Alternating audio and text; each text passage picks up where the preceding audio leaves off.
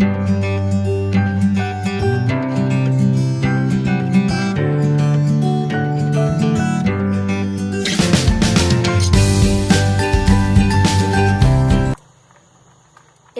നമസ്കാരം. എല്ലാവർക്കും എൻ്റെ ഒരു പുതിയ കുക്കിംഗ് വീഡിയോയിലേക്ക് സ്വാഗതം. ഇന്ന് ഞാൻ ഉണ്ടാക്കാൻ പോകുന്നത് കുട്ടികൾക്കൊക്കെ ഒരുപാട് ഇഷ്ടപ്പെടുന്ന ഒരു റെസിപ്പിയാണ്.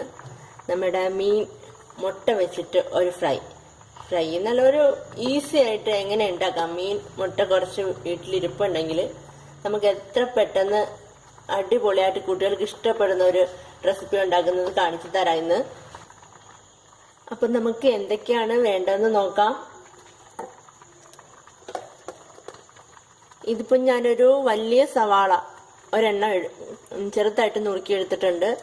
പിന്നെ കുറച്ച് കറിവേപ്പില, ഒരു 2 പച്ചമുളക്, ഒരു 8 അല്ലി വെളുത്തുള്ളി, ഒരു വലിയ കഷ്ണം ഇഞ്ചി, പിന്നെ കുറച്ച് ഉപ്പ്. ഇത്രയും നമുക്ക് വേണം.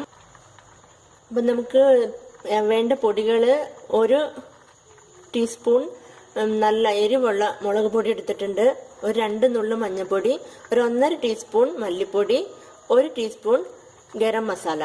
അപ്പോൾ ഇത്രയാണ് നമുക്ക് വേണ്ടത്. നമുക്കിനി ഉണ്ടാക്കാൻ തുടങ്ങാം. അപ്പം നമ്മുടെ സവാളയും ഇഞ്ചിയും വെളുത്തുള്ളിയും പച്ചമുളകും എല്ലാം കൂടെ നമുക്കൊന്ന് മിക്സ് ചെയ്യണം. അതിൻ്റെ കൂടെ നമ്മൾ എടുത്തു വെച്ചിരിക്കുന്ന പൊടികളെല്ലാം കൂടെ ചേർത്ത് കൊടുക്കാം. ഇതെല്ലാം കൂടെ നമുക്കൊന്ന് കൈ വെച്ചിട്ട് നന്നായിട്ടൊന്ന് മിക്സ് ചെയ്ത് കൊടുക്കണം.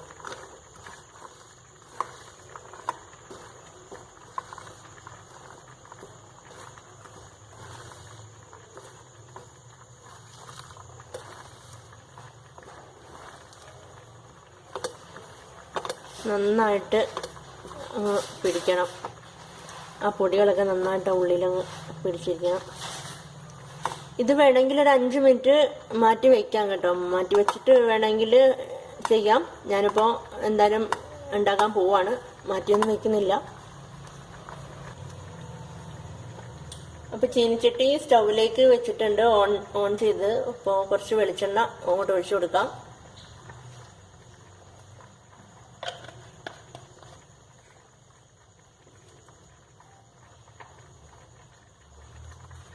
ഇനി നമുക്ക് നമ്മൾ ആ പെരട്ടി വെച്ചിരിക്കുന്ന മിക്സ് അങ്ങോട്ട് ചേർത്ത് കൊടുത്തേക്കാം.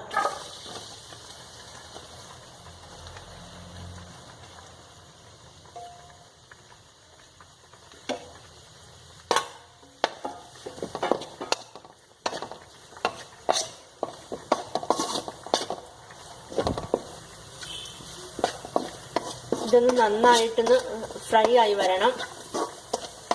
ഒരുപാട് അങ്ങ് വഴണ്ട് പോകുന്നു വേണ്ട. ഒരു പകുതി ആകുമ്പോൾ നമുക്ക് മീനിന്റെ മുട്ട അങ്ങോട്ട് ചേർത്ത് കൊടുക്കാം.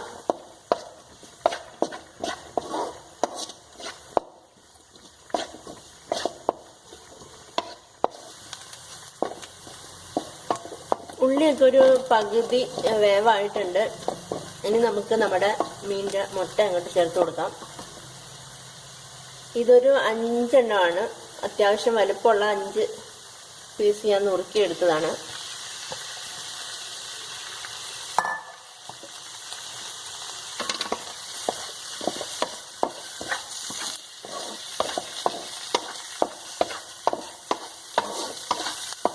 നന്നായിട്ട് അങ്ങോട്ട് മിക്സ് ചെയ്ത് കൊടുക്കണം.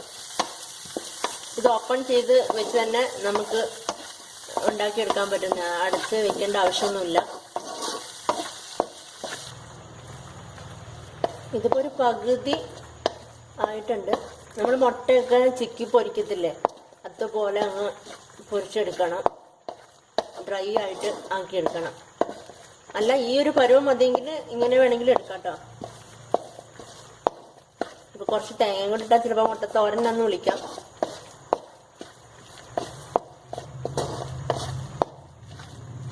ഞാൻ എന്തായാലും ഇതൊന്ന് ഡ്രൈ ആക്കി എടുക്കുകയാണ്. അപ്പം നമ്മുടെ ഫിഷ് എഗ് ഫ്രൈ റെഡി ആയിട്ടുണ്ട്. ഈ ടൈമിൽ നിങ്ങൾ ഇതിൻ്റെ ഉപ്പും മുളകെല്ലാം കറക്റ്റാണ് ഒന്നുകൂടെ ചെക്ക് ചെയ്തേക്കുക. ഉപ്പ് ഞാൻ ആദ്യമേ ചേർത്തായിരുന്നു. ലൈറ്റിന്റെ വെട്ടത്തിൽ കറക്റ്റ് കളർ അറിയുന്നുണ്ടോ എന്ന് അറിയത്തില്ല. നല്ല കളറായിട്ടുണ്ട്, നല്ല സ്മെല്ലും. അപ്പോൾ അവസാനമായിട്ട് നമുക്ക് കുറച്ച് കറിവേപ്പിലയും കൂടി ചേർത്ത് കൊടുത്തേക്കാം.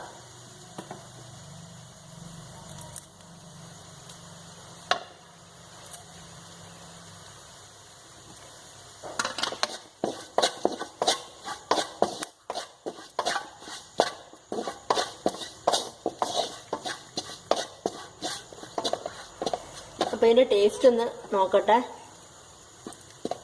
എരിവൊക്കെ കുട്ടികളുടെ ഇഷ്ടത്തിന് ചേർത്ത് കൊടുത്താൽ മതി കേട്ടോ.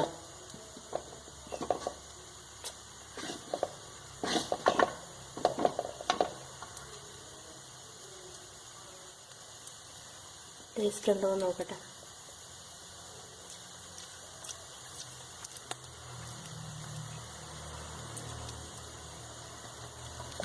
നല്ല ടേസ്റ്റ് ഉണ്ട്. അപ്പം എല്ലാവർക്കും ഇഷ്ടപ്പെടും.